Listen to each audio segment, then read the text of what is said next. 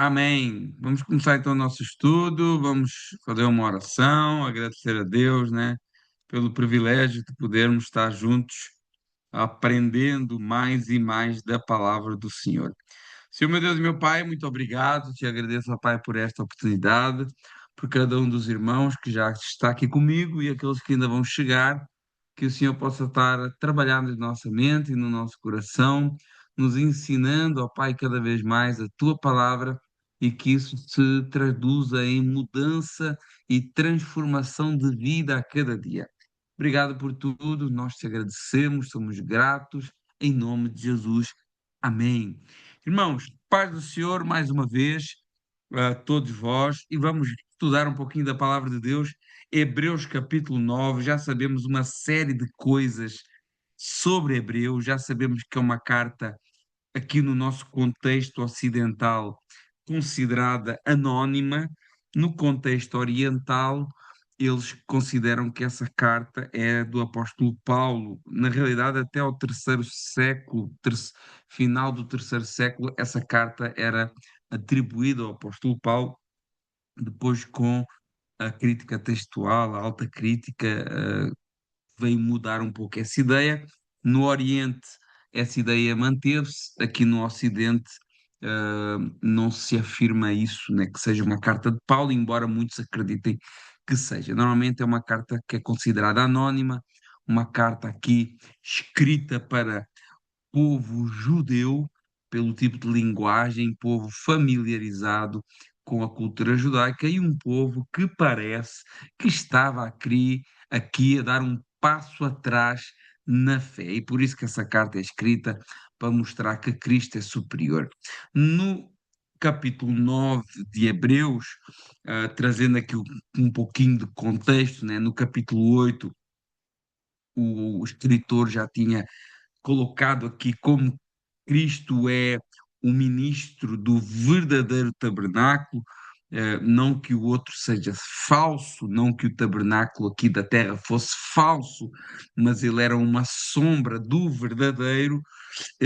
Vimos no capítulo 8 que Jesus é mediador de uma melhor aliança, né, conforme Jeremias capítulo 31, verso 31 também, essa nova aliança, e que ele cumpre essa promessa, né, fielmente de imprimir essa lei no nosso coração, gravá-las na nossa mente. E agora em Hebreus capítulo 9, o escritor aprofunda esse argumento, mostrando como funcionava a antiga aliança em termos litúrgicos, né? A religião, como é que era o culto, como é que era o ambiente do culto, ele vai explicar isso aqui, e ao explicar isso, obviamente fica patente e visível que era um processo incompleto, transitório, que era limitado, um santuário terreno, que os sacrifícios eram insuficientes,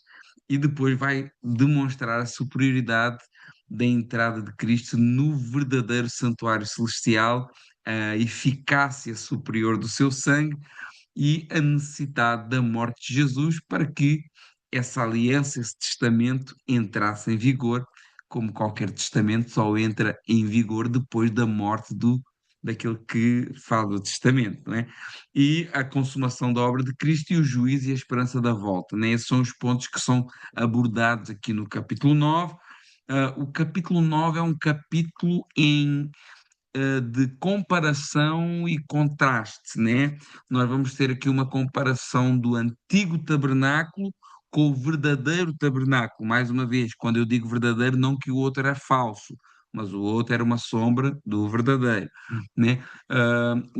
Vai fazer um contraste, uma comparação entre o sangue de animais e o sangue de Cristo. Um contraste entre as purificações externas, né? E a purificação da consciência, da alma, do interior do homem, da repetição e da consumação, da figura e da realidade. Então, é um capítulo de contrastes, de comparação. O contexto histórico, cultural, religioso aqui fala do tabernáculo, o tabernáculo que tinha sido instituído por Deus, no tempo de Moisés como lugar de culto e o encontro do povo com Deus, né? Do povo do pacto, da aliança. E primeiro o tabernáculo, depois no tempo de Salomão, o tabernáculo se transforma num templo, né? Mas Deus reconheceu também aquele templo como um lugar onde ele habitaria, e esses leitores desta carta estavam familiarizados com essa realidade, porque eles eram judeus, não é? Esse tabernáculo, ou esse templo, era dividido em três partes: o átrio, né? O lugar santo e o lugar santíssimo. O átrio era o terreno em volta da tenda, mas que era vedado, tinha muros, então nessa parte exterior do templo, do templo ou do tabernáculo, era o átrio. Era na parte exterior que se fazia o sacrifício, que tinha uma pia de bronze para a purificação, né? Tinha a entrada, uma tenda com um véu que também era a entrada desse átrio, e depois dentro da tenda havia dois lugares. Um lugar que era o lugar santo, que era o primeiro lugar onde todos os dias os sacerdotes entravam e serviam, nós já vamos ver isso, e o lugar santíssimo, ou seja, o lugar santo dos santos, né? Ah, quem já entrou no Santo dos Santos em outro lugar não sabe mais viver, tem aquele louvor. Então, esse Santo dos Santos era um lugar mais interior em que só se entrava uma vez por ano e somente o sumo sacerdote. Ou seja, não todos os sacerdotes, só o sumo, o principal sacerdote, entrava nesse lugar uma vez por ano. Então, é importante entender esse contexto do culto religioso judaico para que a gente entenda também o que é que o escritor de Hebreus está a falar aqui, né? Nesse sistema de culto que foi estabelecido lá atrás, nem todos tinham acesso ao mesmo grau de proximidade, né? À parte interior, como eu falei. Na parte interior, só mesmo o sumo sacerdote. O acesso à presença de Deus era restrito, regulado e mediado. E era no dia da expiação, né? Havia o dia da expiação em que havia uma oferta e um sacrifício pelo pecado de todo o povo. E nesse dia da expiação que nós podemos ver lá em Levítico capítulo 16, era o dia em que o sumo sacerdote entrava. Nesse dia, uma vez por ano, o sumo sacerdote entrava no Santo dos Santos com o sangue do sacrifício para fazer expiação pelos pecados do povo e também pelos seus próprios pecados. E esses rituais, não só do dia da expiação, que ia mais ao interior da tenda, e tantos outros rituais que também tinham regras rigorosas para obedecer, mostravam duas coisas ao mesmo tempo. E é importante nós entendermos isso: que Deus é santo, separado, e santo significa separado, e que o pecado é grave. É tão grave que é, a morte era o pagamento pelo pecado. E também significava, uma terceira coisa, que o acesso à presença de Deus, o acesso pleno e irrestrito, ainda não estava aberto, irrestrito dentro do povo de Deus, né? Porque naquela altura, mesmo dentro do povo de Deus, que era no caso de Israel, nem todos entravam lá. Então, o acesso pleno como povo de Deus ainda não estava aberto, era algo limitado. Qual que era o problema desse sistema antigo? Os sacrifícios, eles eram reais, eles eram ordenados por Deus, mas tinham graves limitações. Por isso, eles tinham que ser repetidos. Eles não aperfeiçoavam a consciência, ou seja, eles não trabalhavam no íntimo do ser da pessoa. Eles eram externos, provisórios e apontavam para algo muito maior. Nós vemos também algo muito importante que é a centralidade do sangue. Essa questão do sangue é muito importante aqui. No pensamento bíblico, o sangue está sempre ligado à vida. entregue em sacrifício, né? Em Hebreus 9 destaca que a remissão exige sempre derramamento de sangue, culminando no sangue de Cristo na cruz do Calvário, que é infinitamente superior ao sangue dos animais. Relembrando que quando Deus permite o homem comer carne, a nível de curiosidade, isso aconteceu à saída da arca com Noé, foi quando Deus propôs para o homem comer os animais, mas ele deu uma ordem muito clara nesse momento. Ele disse que, porém, a carne com o sangue não comerás, porque no sangue está a vida do animal. Então, nós vemos essa ideia de o sangue representar a vida, já é uma ideia desde o início, né? Se eles eram vegetarianos antes da arca ou não, a gente não sabe, mas parece que essa ordem para comer carne foi só depois ali com Noé. Agora, vamos entrar no texto, né, aqui do Hebreus capítulo 9, depois dessa pequena introdução com esse conteúdo de contexto histórico.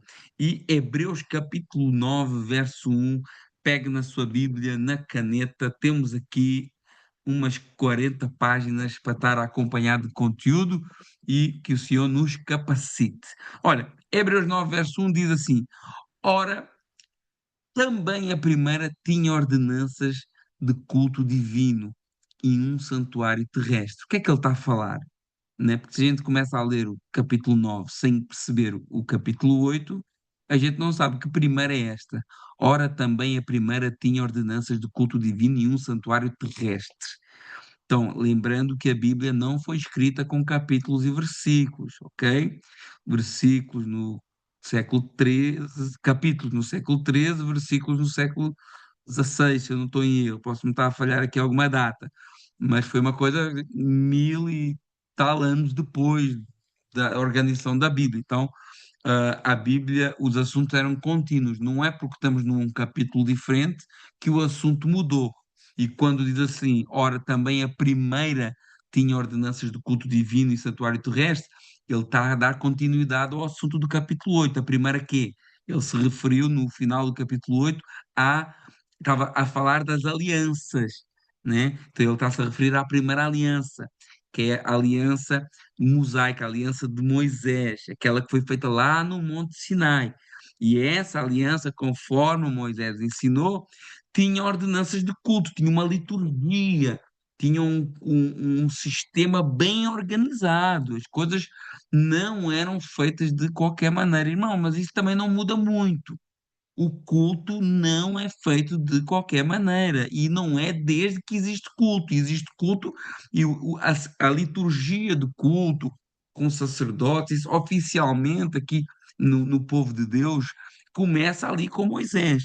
E esse culto tinha regulamentos específicos de adoração. Nada era aleatório. Deus havia ordenado, por exemplo, quem é que ministrava, ou seja, eram os sacerdotes que ministravam o culto. Deus determinou que esse ministério fosse feito por homens separados da tribo de Levi, especialmente descendentes de Arão, né? Então, eram esses homens que ministravam esse culto, não era qualquer um que podia fazê-lo. Aliás, ocupar o cargo de sacerdote era gravíssimo. Nós podemos colocar aqui alguns reis que perderam o favor de Deus por causa disso. Por exemplo, Saul, não é? Saul, ele se precipitou e quis sacrificar. Isso era algo do sacerdote.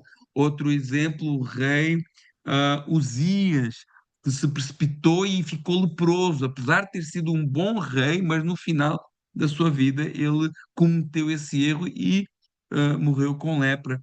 E então nós vemos que não era qualquer um, não era uma questão de patente, de porque é um cara importante, um rei, então pode fazer. Não, cada um no seu lugar.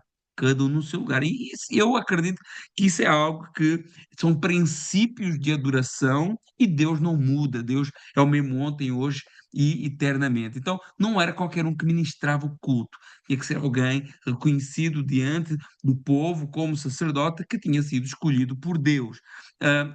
Deus havia decidido quem ministrava, onde ministrava, desculpa, que tinha que ser no tabernáculo, não era também em qualquer lugar.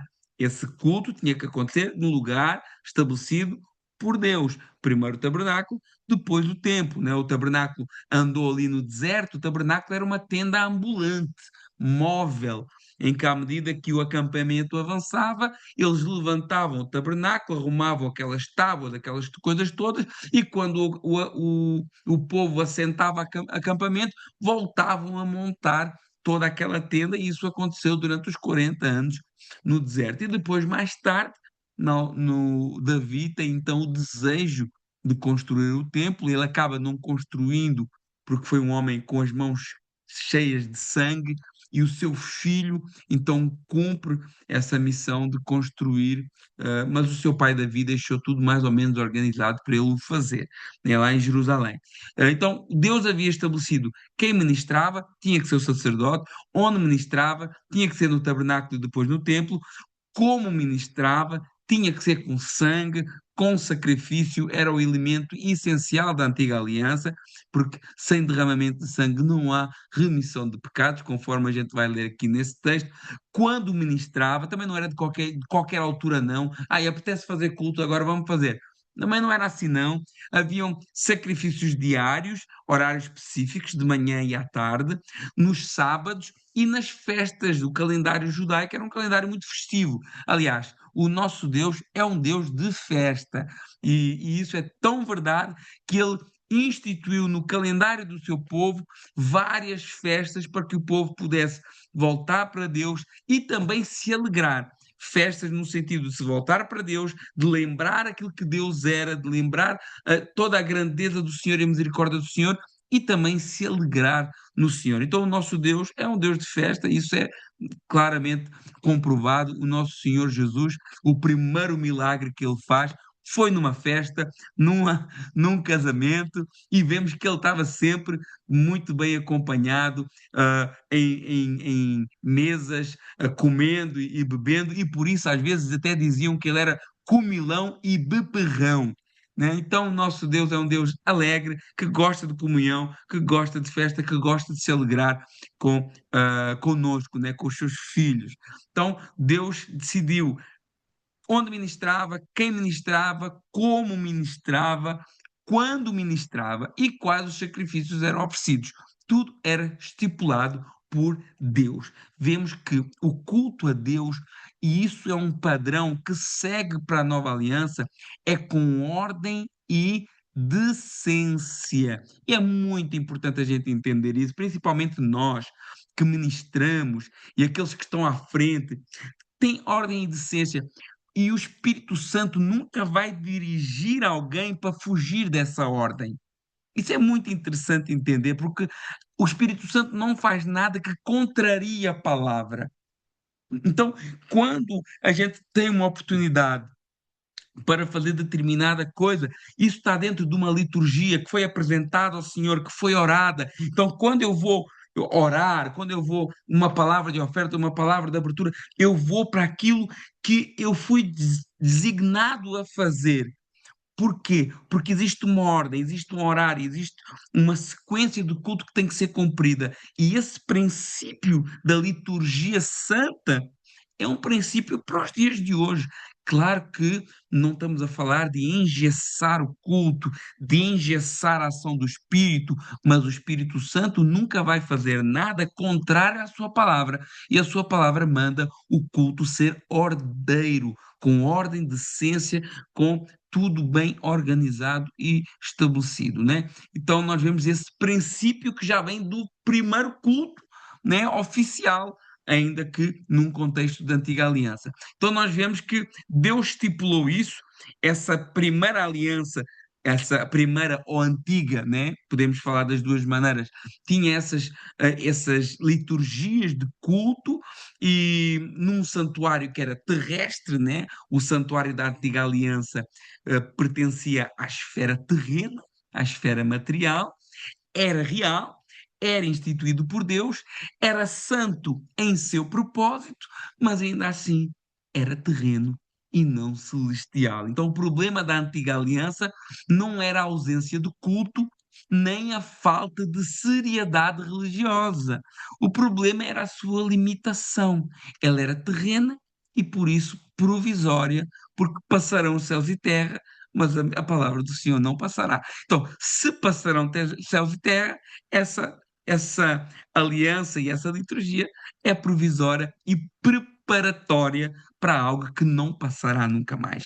Verso 2: porque um tabernáculo foi preparado, a saber, o primeiro, está falando ainda do tabernáculo lá atrás, em que estava o castiçal, a mesa e os pães da proposição, o qual se chama santuário, ou lugar santo, né? Então, ele começa a descrever de uma maneira muito superficial o santuário.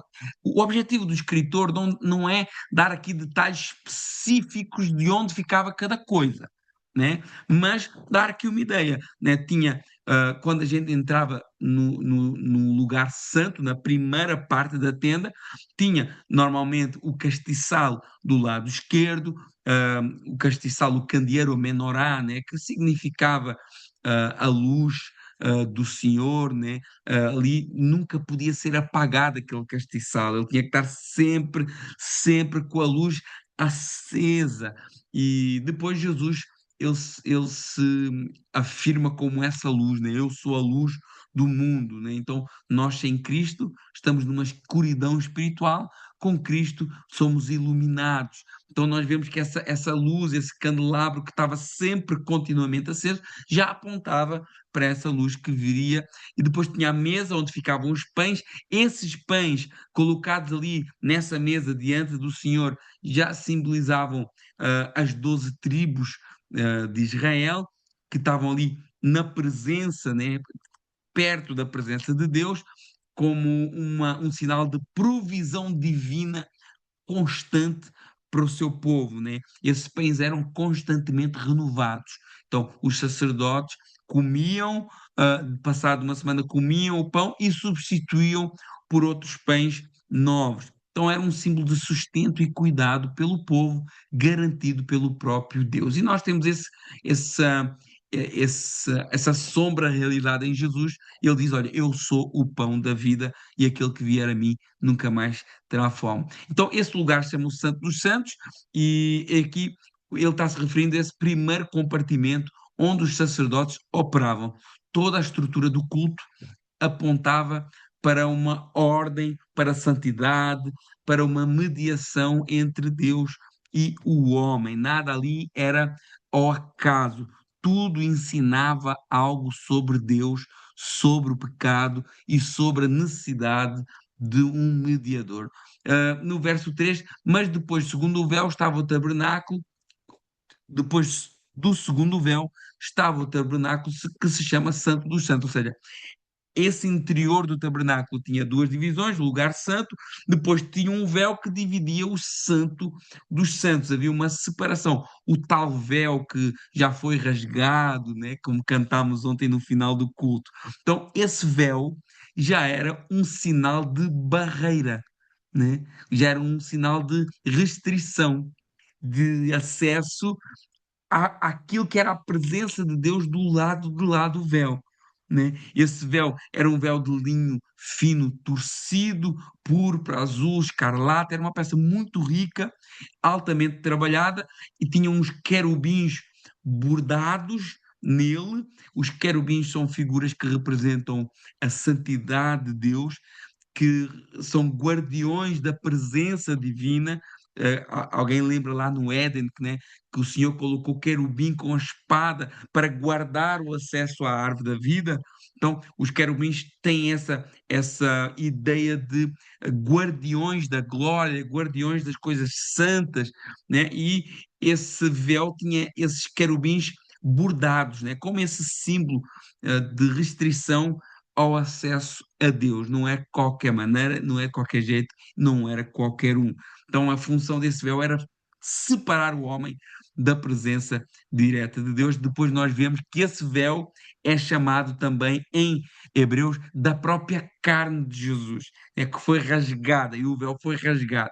Então vemos que Jesus ele rasga essa separação entre Deus e os homens. Vemos que tudo ali tem um simbolismo muito forte na pessoa de Jesus, né? Então, esse véu fazia essa tal separação do lugar santo com o lugar santo dos santos, o lugar mais sagrado, e somente o sumo sacerdote podia ali entrar uma vez por ano com sangue. Então, esse véu pregava já de uma maneira silenciosa. Ele dizia: o caminho ainda não está aberto. Isso é a mensagem desse véu.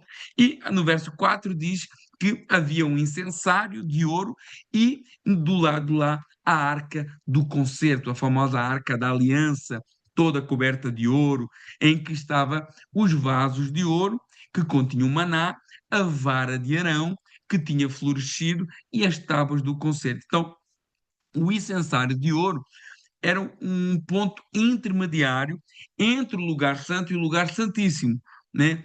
Ah, não há aqui um cuidado de colocar tudo no seu lugar específico, se é do lado direito, se é do lado esquerdo. Quando a gente vê lá em Êxodo, a gente percebe que o santuário está encostado à cortina, né? E que todos os dias, mas do lado do lugar santo, e que todos os dias era queimado incenso, né?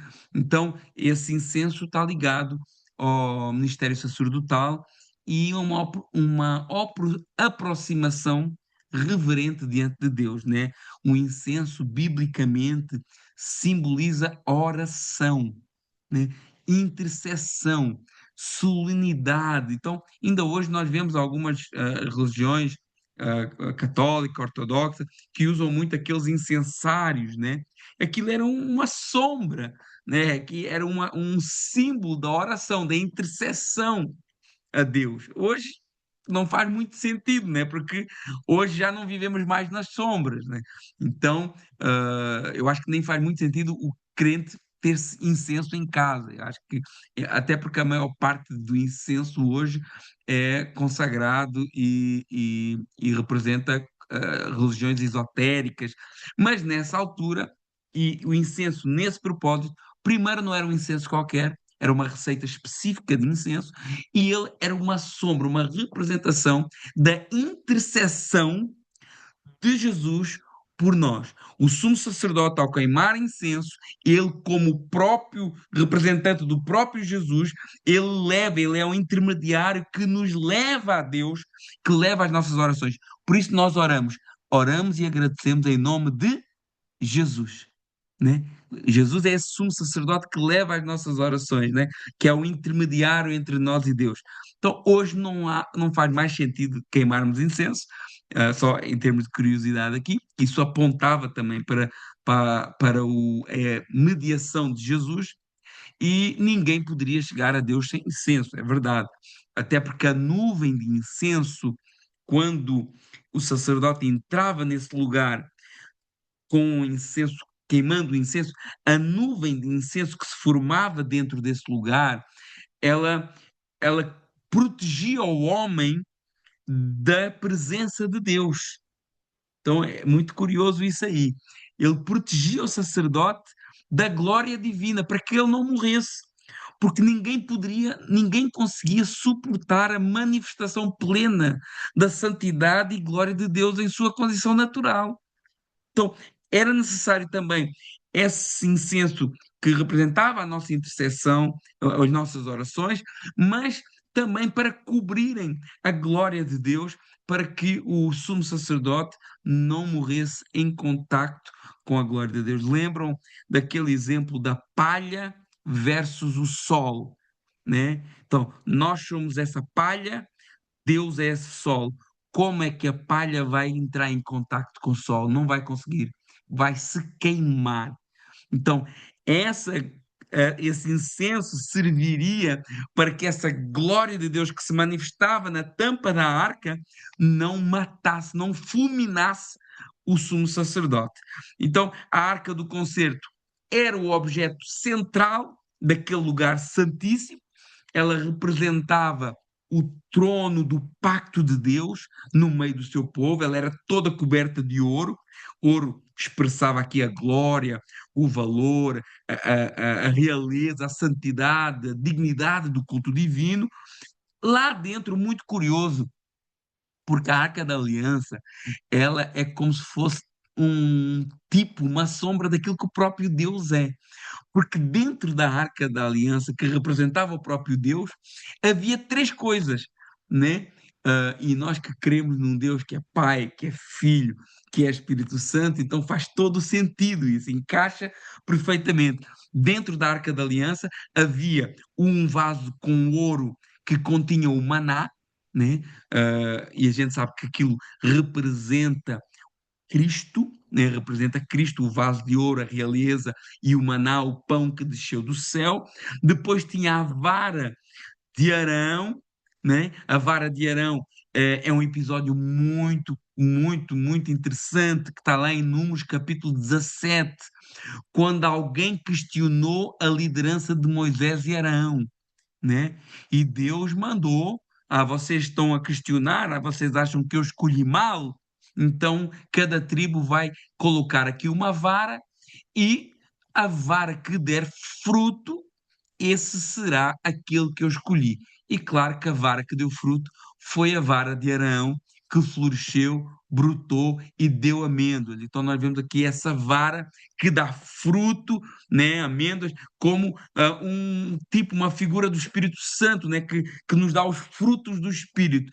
E depois temos também as tábuas do concerto, né, a lei santa, né, prefigurando aqui isso, uma tipologia do próprio Deus. Então, dentro dessa arca, temos a figura do Filho, a figura do Espírito e a figura do Pai, né? Uma sombra muito bonita, hoje enxergando com os olhos da nova aliança. Então tínhamos essa tábua do concerto. Então, tudo dentro da arca estava ligado e apontava para Deus, né, em toda a sua plenitude, apontava para a fidelidade de Deus, para a autoridade da sua palavra, para a provisão divina, para a mediação sacerdotal legítima. Ou seja, essa questão da vara de Arão é muito interessante, porque muitas das vezes a gente se levanta contra o próprio Deus, né? Quando a gente critica alguma coisa, não quer dizer que a gente não possa criticar, a gente não é isso que eu estou a defender, eu não quero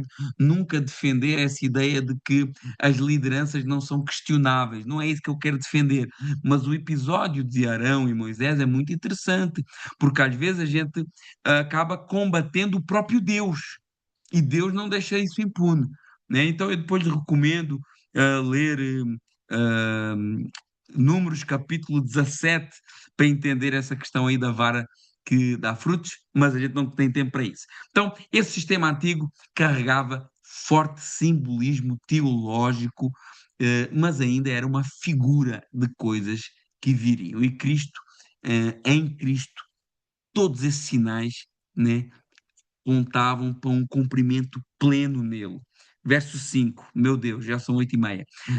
E sobre a arca dos querubins da glória, e sobre a arca os querubins da glória, que faziam sombra no propiciatório, das quais coisas não falaremos agora particularmente. Então, uh, a tampa da arca, a tampa do propiciatório, tinha duas imagens de querubins em ouro, né? Mais uma vez, como aqueles querubins que estavam bordados no véu, simbolizando ali os protetores da glória de Deus, né? Simbolizavam ali a majestade, a santidade e a glória do Senhor.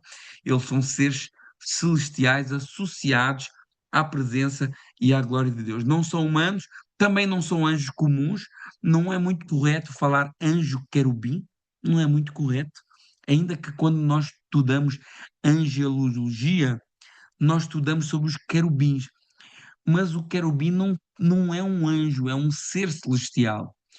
Anjos, nós temos os anjos, como o anjo Gabriel, e os arcanjos, como o arcanjo Miguel, né? São mensageiros. A palavra anjo, ângelos, significa mensageiro. Então nós temos Miguel, Gabriel, que é o mensageiro, e depois nós temos Miguel, que é o arcanjo. Esse prefixo arque anjo significa que é o principal dos mensageiros, ou o chefe dos mensageiros. Inclusive, deixa-me desapontar alguns agora, a ideia de que anjo e arcanjo têm asas nem sequer é bíblica, né? Agora, os querubins sim, os querubins sim. Mas os anjos nunca apareceram com asas. A gente tem essa ideia que os anjos voam, e claro que são seres celestiais, voam, mas não com asas, nem com penas. A Bíblia não apresenta anjos com asas, né? Apresenta querubins, mas querubins não são anjos, são seres celestiais de uma outra categoria. Ok? Só uma curiosidade, só para desiludir aí alguém que estava doido, que tinha encontrado a pena de um anjo, né? Tem uns irmãos vendendo pena de anjo.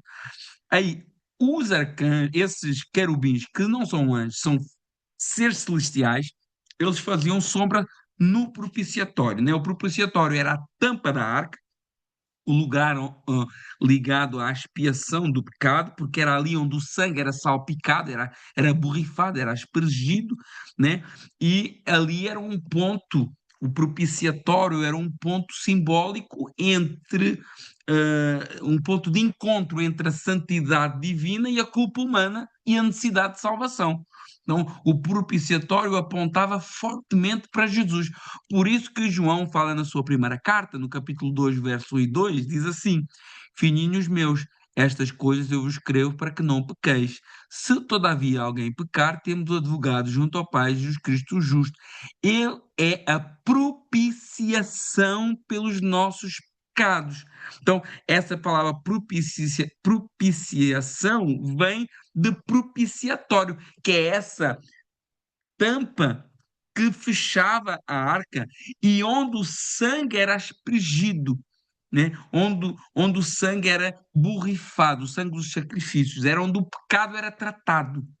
E Cristo, né, no propiciatório, era o lugar onde o pecado era tratado, e Cristo é a pessoa que resolveu o problema do pecado. Mas isso aqui dá muito conversa e é muito bonito de estudar e de saber, mas os escritores hebreus diz nesse verso 5, olha, não tenho tempo para isso, e eu aqui também não, ainda que já doei grande parte do tempo com isso. Ele diz, olha, não falemos agora particularmente sobre isso. No verso 6 diz, ora, estando essas coisas assim preparadas, coisas, todo esse tabernáculo, toda essa liturgia assim preparadas, a todo o tempo entravam os sacerdotes no primeiro tabernáculo cumprindo os seus serviços. Ou seja, na primeira divisão, onde tinha o candelabro, onde tinha os pães da propiciação, onde tinha o altar de incenso e onde se via a cortina, mas não se via para lá da cortina, nesse primeiro tabernáculo, todos os dias entravam sacerdotes. Todos os dias. Ou seja, onde estavam esses objetos, eles tinham que entrar, por exemplo, para manter as lâmpadas acesas. As lâmpadas nunca podiam estar apagadas, tinham que abastecer as lâmpadas com óleo puro, ajustar os pavios. Era algo contínuo, que era feito continuamente. Nunca podia apagar a luz, tinha que ser constante. O incenso era queimado 2 vezes ao dia, de manhã e à tarde, né? Também nos mostra aqui a importância da oração, da regularidade, de termos essa disciplina, essa rotina de oração, né? Um incenso específico, não era qualquer incenso, era uma receita específica, assim como o óleo de unção também era uma receita específica. Não é o óleo que você compra azeite de galo ali, porque eu já vi azeite de galo na, na- nos púlpitos das igrejas, não, não tem nada a ver com isso. Era um óleo específico. Hoje as pessoas brincam com as coisas e fazem, e está tudo certo. Mas as coisas de Deus não são brincadeira, meus irmãos. Então, não era qualquer incenso, não era qualquer óleo que se colocava na memorá, e também tinha que cuidar dos pães da proposição. 12 pães sobre a mesa, trocados ao sábado, e os antigos eram comidos pelos sacerdotes. Então, nós vemos que havia esse trabalho diário de manutenção do espaço sagrado. Eles entravam, como diz o texto no verso 6, cumprindo os seus serviços. Mostra aqui, e o escritor quer dar ênfase a isso, atividade contínua e repetida. Então, nós vemos que é uma ênfase que o escritor quer dar. O culto antigo exigia repetição constante. O sistema antigo era marcado por continuidade de rituais, e isso já sugeria uma incompletude. Porque se eu tenho que repetir algo, é porque não ficou feito como deve ser feito. Né? Ou não é como deve ser feito, mas que não cumpriu plenamente o seu propósito, aquilo que eu fiz. Né? Cumpriu temporariamente, depois tem que ser repetido. Né? E no verso 7 ele diz assim: mas no segundo, ou seja, no primeiro eles entravam todos os dias. Verso 6. No verso 7 diz: mas no segundo, ou seja, para lá do véu, só o sumo sacerdote, uma vez por ano, e não sem sangue, que oferecia por si mesmo e pelo pecado do povo. Então, no segundo, no lugar santíssimo, ou no lugar santo dos santos, só um sumo sacerdote. Então, temos aqui um acesso extremamente limitado, extremamente, uma vez por ano. Uma referência aqui ao dia da expiação, e não sem sangue. O sangue era indispensável. Sem expiação, sem substituição de vida, não havia aproximação, quer pelo próprio sacerdote, quer pelo próprio povo. Isso é um contraste muito grande em relação ao sumo sacerdote, que é Cristo. Né? O sacerdote entrava como um homem pecador com sangue para pagar pelo seu pecado. Agora, Cristo não. Cristo não entra uma vez por ano. Ele entrou definitivamente. Não no santuário terreno, mas no santuário celestial. Não com sangue de outras pessoas ou de outros animais, mas com o seu próprio sangue. E não por si mesmo, porque ele é sem pecado, mas por nós. Então nós vemos que o sistema antigo mostrava tanto a seriedade do pecado, como a insuficiência do acesso a Deus sob a antiga ordem. Verso 8. Dando nisto a entender, ou seja, toda essa liturgia repetida que o sacerdote fazia, então, dando isto a entender, o Espírito Santo, que é o Espírito Santo que quer passar essas informações para nós, que ainda o santuário, o caminho do santuário, não estava descoberto, enquanto se conservava de pé o primeiro tabernáculo. Então, dando isto a entender o Espírito Santo. Porquê que é o Espírito Santo que quer dar a entender? Porque é o Espírito Santo que quer nos convencer, que é ele que nos convence, é ele que inspirou a palavra, é ele que quer nos ensinar, é ele que opera em nós a regeneração, é ele que opera em nós a mudança, é ele que impõe, é ele que muda a nossa mente, é ele que inscreve no nosso coração. Então, o Espírito Santo está-nos a ensinar com tudo isso que ficou registrado para nós, né? Que o acesso, o caminho do santuário não estava descoberto, o acesso pleno e definitivo à presença de Deus ainda não tinha sido manifestado, era um processo complexo, limitado e insuficiente. E isso iria ser sempre assim enquanto se conservava de pé o primeiro tabernáculo.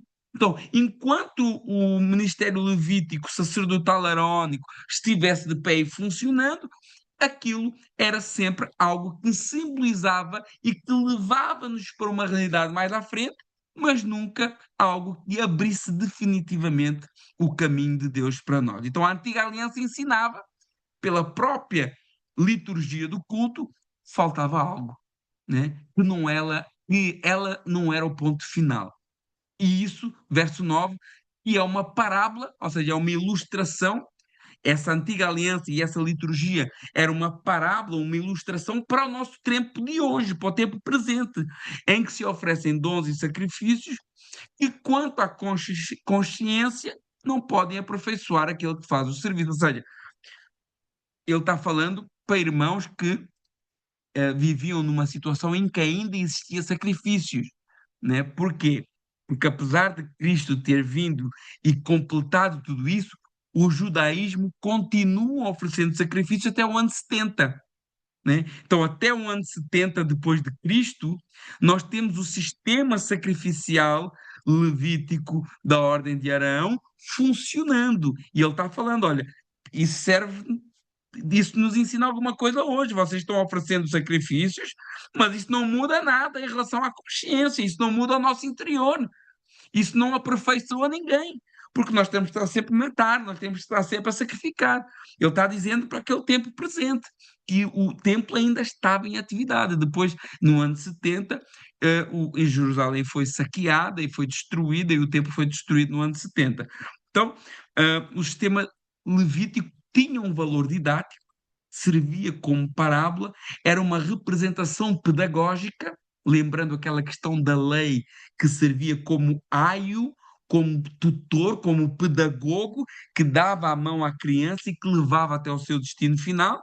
Então, a lei e esse sistema dava a mão para nós e nos levava até Cristo, né? E esse sistema demonstrava isso, que era um sistema transitório que não aperfeiçoava quanto à consciência, ou seja, os sacrifícios não purificavam a consciência de modo final e pleno.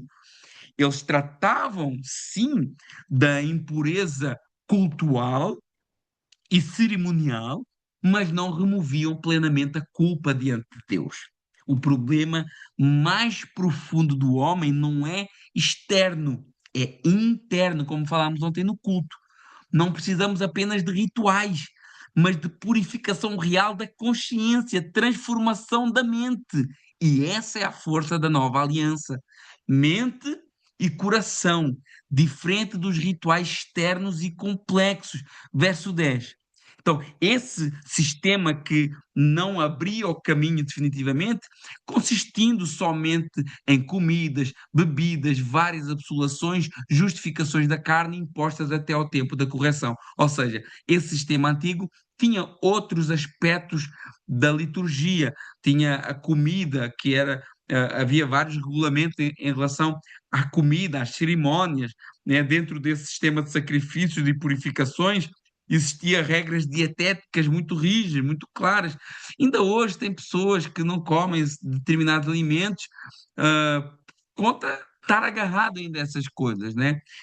Agora, claro, é verdade, não podemos comer sangue, isso é um facto, isso ficou para nós. Então, se alguém aqui gosta de um chouriço de sangue e de uma morcela e de uma galinha de cabidela, lamento te desiludir, né?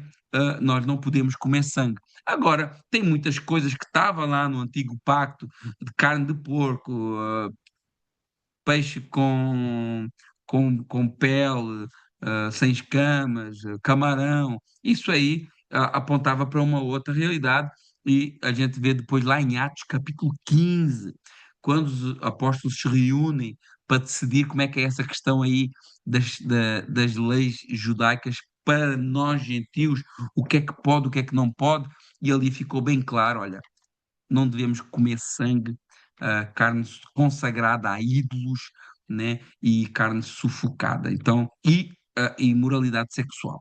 Então, hoje já não há essa regra dietética tão restrita que fazia parte também desse ritual, que eram, ao fim e ao cabo, justificações da carne. Eram ordenanças ligadas à pureza externa, ritual, né? Ou seja, obras mortas, né? Porque nós, por nós mesmos, os nossos atos de justiça são como trapos de imundícia. Então, isso era imposto até ao tempo da correção. Então, essas práticas eram temporárias e válidas até à chegada da ordem definitiva em Cristo Jesus. Elas tinham uma função, mas não eram a solução. E Cristo trouxe a realidade que elas antecipavam. Então, tudo isso, o tabernáculo, os móveis do tabernáculo, os utensílios do tabernáculo, o sangue dos animais, a pureza do ritual, era o dia a dia de um sacerdote humano num santuário terrestre.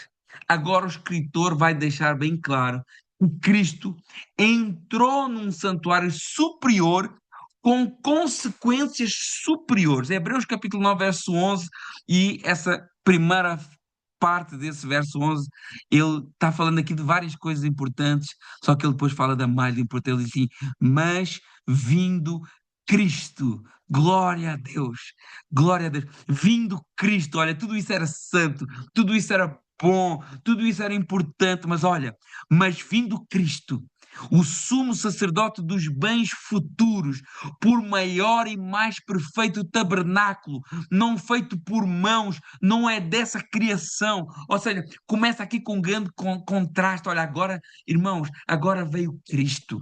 Isso tudo tinha uma função, isso tudo tinha uma razão, mas agora veio Cristo, agora há suficiência em Cristo Jesus, agora temos plenitude na obra dele na cruz do Calvário, ele cumpriu aquilo que nós não podíamos fazer, ele fez por nós e neles, mas agora vindo Cristo, glória a Deus.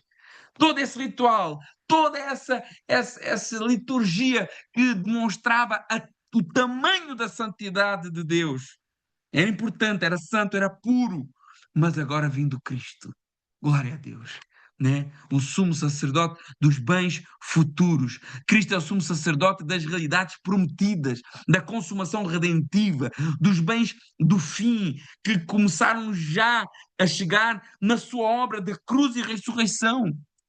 Ele entrou no maior e mais perfeito tabernáculo. O santuário de Cristo é superior em todos os sentidos. Primeiro, que ele não é um produto das mãos humanas. Ele é um projeto de Deus, mas feito por mãos humanas. E logo aí já tudo que envolve as mãos humanas já é corruptível. E depois não é dessa criação, ele não é passageiro, ele é eterno. Então o autor começa já a mostrar aqui que o ministério de Cristo pertence a uma esfera celestial, divina, eterna e definitiva. O nosso sacerdote ministra em uma realidade infinitamente superior à do sistema antigo. E o verso 12 diz: e nem por sangue de bodes e bezerros, mas pelo seu próprio sangue entrou uma vez no santuário, havendo efetuado uma eterna redenção. Reparem a diferença. Lá atrás, antiga aliança, várias vezes por dia, por semana, uma vez por ano, repetição, serviços contínuos. Agora entrou uma vez, havendo efetuado uma eterna redenção. Glória a Deus! E não foi com sangue de animais, não. Foi com o seu próprio sangue puro, imaculado, sem pecado. Animais pertenciam ao antigo sistema. Vemos como o escritor, inspirado pelo Espírito Santo, deixa bem subentendido a inferioridade do sangue dos animais que não satisfaziam plenamente a justiça divina. Por isso tinham que ser repetidos, mas com o seu próprio sangue. Cristo não trouxe sangue alheio, ele ofereceu a sua própria vida. Eu mesmo dou, ninguém tira a minha vida. Não pensem que foi o Império Romano, que foi os judeus. Eu dei a minha vida para voltar a tomá-la. Eles são os autores morais desse crime, mas eles só fizeram isso porque Deus se entregou por nós. Louvado seja o nome do Senhor, né? Entrou uma vez, ó, grande diferença. A diferença entre a repetição constante e a consumação plena. A sua entrada é única e definitiva, havendo efetuado uma eterna redenção. Não há uma redenção parcial, temporária, repetitiva, mas eterna. A obra de Cristo é suficiente e não precisa ser repetida, completada ou aperfeiçoada por qualquer outro sacrifício. Às vezes parece que nós queremos aperfeiçoar a obra de Cristo, fazendo e cumprindo, e não! A obra de Cristo, ela foi completa e plena e eterna. E agora só nos resta render a Ele. Só nos resta entregar a nossa vida a Ele em adoração, em louvor, em glória, em gratidão. É tudo que a gente pode fazer. Como o irmão Fernando leu ontem: que darei a Ti, Senhor, pelos benefícios que Tu me tens feito. Tomarei o cálice da salvação e invocarei o Teu santo nome. Não há mais nada que a gente pode fazer. Pega nesse cálice de salvação, toma ele e invoca, glorifica o nome do Senhor. Ele já fez. Verso 13: porque se o sangue de touros e bodes e a cinza de uma novilha aspargida sobre os imundos os santifica quanto à purificação da carne, ou seja, os santifica para aquele ritual, ou seja, ele vai do argumento do menor para o maior. Olha, se o sangue de uma novilha, né, ele santificava, ele purificava ritualmente, externamente, né? E é curioso que essa novilha agora, eu não sei se os irmãos têm estado com atenção, mas isso faz uma referência àquele ritual que Moisés fez quando ele recebe a lei, e esse ritual de purificação do povo, em que aspergiu sangue sobre o povo, sobre os utensílios, sobre o tabernáculo, e agora estão sendo criadas lá em Jerusalém novilhas vermelhas, porque ah, eles creem, né, numa construção de um terceiro templo, e elas já estão sendo preparadas, já estão sendo criadas para poder ser usadas no templo. Ou seja, os judeus querem, têm esse desejo de voltar outra vez a fazer esses rituais, porque para eles ainda estão nas sombras, eles não foram às camas dos seus olhos, não foram abertos com a luz de Cristo, então eles ainda continuam com o desejo de reconstruir o templo, de voltar a sacrificar as novilhas, o sangue dos animais, né? E tudo isso aí já não faz nenhum sentido. A partir do momento que Cristo morreu naquela cruz, acabou tudo isso. Acabou, ficou obsoleto, é desnecessário, né? Esses ritos tinham uma eficácia cerimonial, externa, ritual, mas hoje já não tem, porque hoje nós pegamos no sangue de Jesus, passamos nas portas do nosso coração e adoramos a Deus em espírito e em verdade. O autor não está a desprezar o sistema antigo. Ele reconhece a sua eficácia dentro do âmbito ao qual ele foi instituído, um âmbito terreno e material. Mas agora ele mostra que Cristo é infinitamente mais, porque ele transcende o plano material e físico e invade o plano espiritual. E Deus é espírito, e nós nos relacionamos com Deus a nível espiritual, em espírito e em verdade. Então, aqueles sacrifícios, eles serviam à questão do ritual externo, mas não para o nosso interior. E verso 14 diz, olha, se aquele sangue, ele vos purificava para o ritual, para a carne, externo, quanto mais, verso 14, quanto mais o sangue de Cristo, que pelo Espírito eterno se ofereceu a si mesmo, imaculado a Deus, purificará a vossa consciência, ou seja, vai trabalhar não só o vosso exterior, mas o vosso interior, a vossa consciência das obras mortas, para servir o Deus vivo. Muitos estão fazendo obras mortas e deixando de servir o Deus vivo. Se aqueles rituais eram importantes, quanto mais, quanto mais o Senhor Jesus, e pelo Espírito Eterno. Porque que diz aqui pelo Espírito Eterno? Jesus, na sua condição humana, ele estava no estado de humilhação. Ele nunca deixou de ser Deus, mas ele não usou dessa prerrogativa divina. Então ele foi capacitado pelo Espírito Santo em todas as situações. Né? Cristo não deixou de ser Deus, mas ele escolheu viver como o verdadeiro homem, em independência do Espírito, e assim se ofereceu a Deus, se ofereceu a si mesmo, imaculado. E ele, com essa oferta, ele resolveu esse problema que nenhum sangue de novilho e novilha e bode podia resolver, que era um problema espiritual, um problema interno. Cristo, o sangue de Cristo alcança o interior do homem, alcança o homem espiritual, alcança o íntimo do nosso ser e nos livra dessas obras mortas, né? Para servirmos o Deus vivo. Ele nos liberta para uma adoração verdadeira, uma adoração espiritual. Verso 15. E por isso ele é mediador de um novo testamento, para que, intervindo a morte para a remissão das transgressões que havia debaixo do primeiro testamento, os chamados recebam a promessa da eterna herança. Então, Cristo é mediador de um novo testamento, de uma nova aliança, né? E a sua morte é central para a eficácia dessa aliança. A sua obra resolve o problema do pecado que havia, né? O problema do pecado que havia sido deixado pelo primeiro testamento. O primeiro testamento, a primeira aliança, mostrava que o homem era pecador, mostrava que o homem não poderia cumprir, mostrava que o homem precisava de sacrifício, mas não havia sacrifício à altura. Mas depois, quando Cristo se faz homem, habita entre nós, a partir dali, sendo santo e imaculado, já existe um sacrifício à altura. A morte de Cristo alcança os pecados dos santos da antiga aliança, da nova aliança, pois os sacrifícios da antiga aliança apontavam para Cristo. Todos foram salvos na mesma fé, na fé no Messias que seria sacrificado. Uns olhando para a frente, para o futuro, e outros olhando para trás, que é o nosso caso. né? Cristo é o centro de toda a história da redenção, tanto dos salvos do Antigo Testamento como do Novo Testamento. Todos dependem dele. Verso 16: porque onde há testamento é necessário que haja a morte do testador. Então, Cristo deixou para nós uma promessa, uma aliança, e para que essa promessa, essa aliança pudesse entrar em vigor, para que esse testamento pudesse entrar em vigor, era necessário que houvesse a morte. Então, aqui o autor explora esse termo de aliança, de testamento, no sentido jurídico, para nos dar essa ilustração. A ideia é mostrar que era necessária a morte para que a disposição testamentária entrasse em vigor.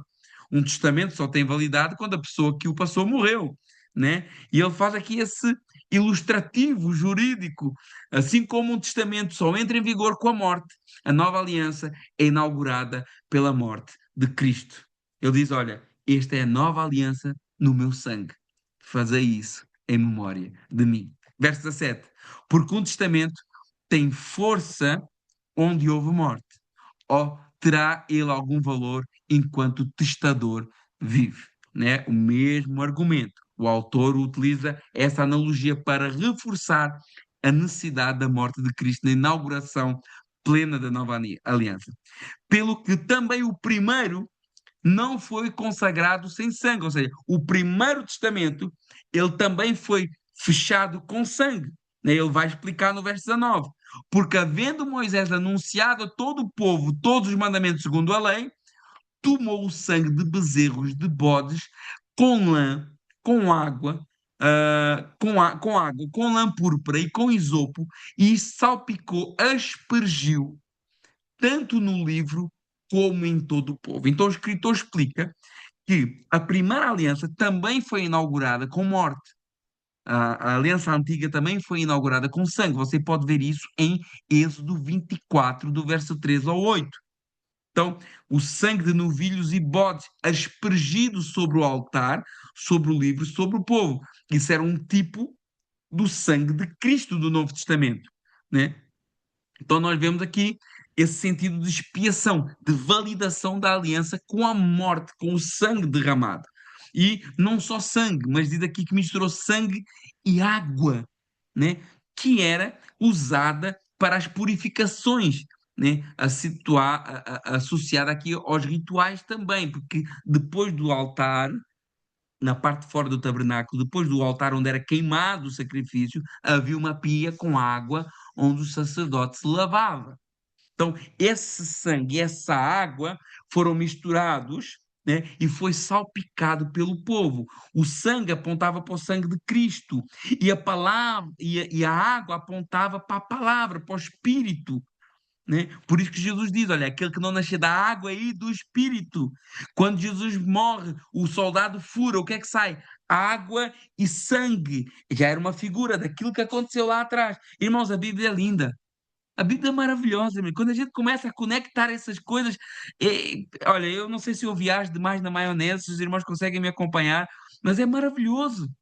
Então lá atrás, Moisés, peguem sangue, peguem água, pega num bocado de lã escarlate, púrpura, né? Que representava também, né? Apontava também para o sangue, para a realidade da redenção, escarlate, vermelho, sangue, né? Pega num isopo, que era tipo um pincel, e começa a salpicar essa mistura para todo o povo.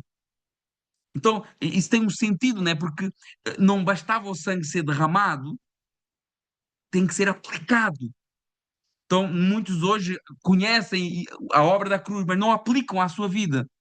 Então, o Moisés pega na água, pega no sangue, no fio de escarlate, no isopo, no pincel e aplica, ele borrifa, salpica o povo com essa mistura. E o livro da lei também, da lei de Moisés também foi salpicado e também todo o tabernáculo e toda aquela simbologia.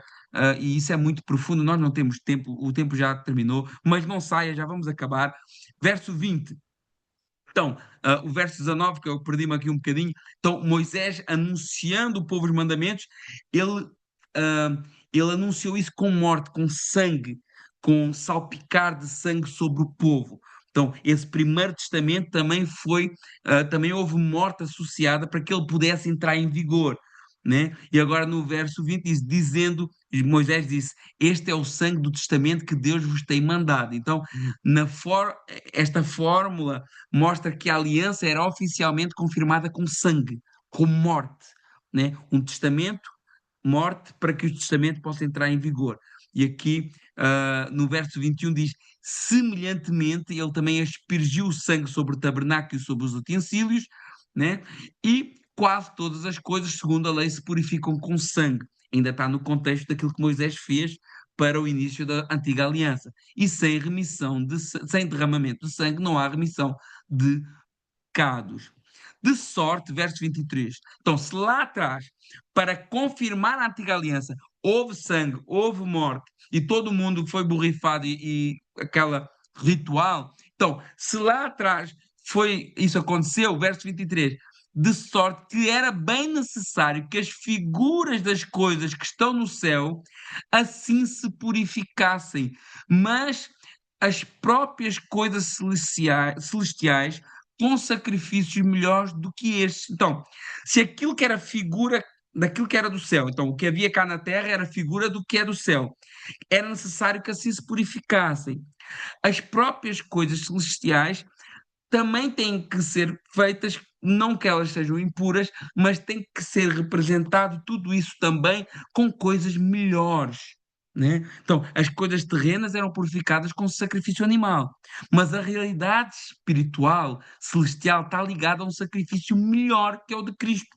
O ponto não é que o céu estivesse moralmente impuro, mas que o acesso à presença divina, no plano redentivo e espiritual, exigia a obra sacrificial superior de Cristo. Porque Cristo não entrou, verso 24, porque Cristo não entrou num santuário feito por mãos, figura do verdadeiro, ou seja, não entrou num santuário terrestre, porém no mesmo céu, para agora comparecer por nós diante da face de Deus. Glória a Deus por isso. Então, Cristo entrou num santuário que era uma realidade dessa sombra aqui da terra, né? E ele entra com esse mesmo princípio, com o sangue dele, para que a humanidade pudesse passar o véu. E esse sangue agora é diferente, porque cá embaixo passava o véu e depois o véu fechava novamente. Agora Jesus passa o véu com o sangue dele e o véu fica aberto para nós. É rasgado de alta baixo. Né? Verso 25, quase a terminar. Nem também para si mesmo se oferecer várias vezes. Ou seja, ele entra, verso 24, na figura no verdadeiro santuário do céu, para comparecer por nós diante da face de Deus. Verso 25, nem também para si mesmo se oferecer muitas vezes, como se um sacerdote cada ano entra no santuário com sangue alheio. De outra maneira, necessário lhe fora padecer muitas vezes desde a fundação do mundo. Mas agora, ou seja, ele entrou no santuário não repetidas vezes, né? Senão tinha que estar entrando toda hora lá. Não. Mas agora, verso 26, na consumação dos séculos, uma vez se manifestou para aniquilar o pecado pelo sacrifício de si mesmo. Então, agora ele aniquilou o pecado. Não quer dizer que o pecado desapareceu, né, completamente da experiência presente, mas no sentido de quebrar o seu poder de domínio e condenatório sobre os filhos de Deus, né? E ele faz se sacrificando a si mesmo. E olha a advertência de Hebreus capítulo 9, verso 27. Porque assim como aos homens está ordenado morrerem uma vez, vindo depois disso o juízo, olha que realidade muito importante. A morte é certa e o juízo é certo também. A morte é certa e o juízo é certo também. E se o véu lá de cima está fechado, como é que eu vou chegar à presença de Deus? Aí eu não posso. Mas não, o véu já está aberto. temos ousadia para entrar no Santo dos Santos pelo novo e vivo caminho. Então, agora a gente chega e não barra com o nariz no véu. Agora a gente chega e o caminho está aberto e o caminho está disponível, porque Jesus entrou como precursor, uma vez por todas.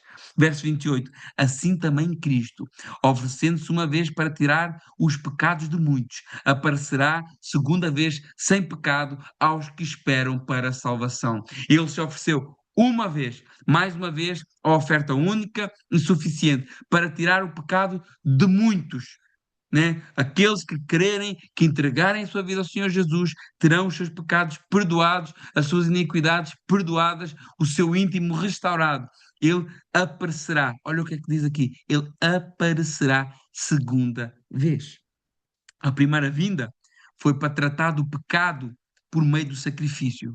A segunda vinda será para consumar a salvação daqueles que lhe pertencem. Consumada ela está num plano espiritual, mas ainda vivemos num plano material. Então, quando diz que virá para consumar a salvação, é para que isso que é corruptível se revista da incorruptibilidade. O que é mortal se revista da imortalidade. Então, ele aparecerá, irmãos. Não sei se você ambiciona. Ele aparecerá sem pecado, como diz nesse último verso, aos que esperam para a salvação. Olha, para quem é que ele aparecerá? Para qualquer um? Ele aparecerá segunda vez sem pecado aos que o esperam para a salvação. A vinda do Senhor Jesus será gloriosa para aqueles que aguardem o Senhor. E o crente deve viver entre essas duas certezas. Jesus já veio e já resolveu o problema do pecado, já abriu o véu para nós, já entrou uma vez por todas num santuário maior, superior, com maior sacrifício, e isso tudo já está feito, e ele virá outra vez para nos levar para estar com ele. Amém? Irmãos, Deus abençoe. Eu peço desculpa que eu passei um pouco o horário. Tinha tanta coisa, eu passei tanta coisa aqui, mas é muito rico essa simbologia que é mostrada aqui. Espero que os irmãos tenham entendido, espero que o Espírito Santo possa estar ministrando essas palavras melhor ao coração de cada um de vós e que quando a gente, irmãos, eu recomendo uma coisa, irmãos, quando a gente começa a ler a Bíblia e a conectar as coisas lá de trás com as coisas de agora, tudo tem uma sintonia, tudo se encaixa, tudo é tão maravilhoso e a gente fica maravilhado por essa revelação que o Senhor deixou para nós, né? Ao longo de tantos anos, homens diferentes, ah, de, de às vezes lugares diferentes, línguas diferentes, homens que não se conheceram ao longo de 1500 anos, 1600 anos, mais de 40 homens inspirados pelo Espírito Santo deixaram essa palavra maravilhosa para nós, tão rica, tão profunda, tão viva, tão eficaz e tão útil para a gente meditar e estudar. Irmãos, vamos orar, vamos acabar o nosso estudo. Senhor, meu Deus, meu Pai, em nome de Jesus, eu te agradeço, eu te busco, Pai, nesse momento, que o Senhor possa estar nos ensinando e que tudo aquilo que foi falado aqui, são muitos assuntos, Senhor, mas só o Senhor para nos fazer entender tudo isso. E não só entender, mas viver essa verdade maravilhosa que é o que o Senhor Jesus fez de uma maneira definitiva por cada um de nós. Senhor, nós nos achegamos ao Senhor por esses méritos, pelos méritos de Jesus Cristo na cruz. Senhor, em nós não há nenhum mérito, em nós não há nenhum valor, em nós não há nenhuma dignidade, mas nós nos chegamos por esse novo e vivo caminho que o nosso Salvador Jesus abriu, pelo véu, pela sua carne, pelo sangue derramado naquela cruz do Calvário, um sangue que foi levado à presença de um santuário superior, de um santuário eterno, um santuário maravilhoso, tornando obsoleto tudo o resto que existia até então. Muito obrigado, Senhor. Muito obrigado por tudo. E eu te agradeço pela vida de cada irmão e irmã que está aqui comigo, que tirou esse tempo para debruçar um pouquinho nessas palavras maravilhosas e que o teu Espírito Santo ministre melhor no coração de cada um. Obrigado por tudo, em nome de Jesus. Amém. Irmãos, Deus abençoe a todos. Um grande abraço e para a semana temos mais. Deus abençoe. Um abraço a todos. Natália, Deus abençoe. Bom te ver por aqui. Glória a Deus.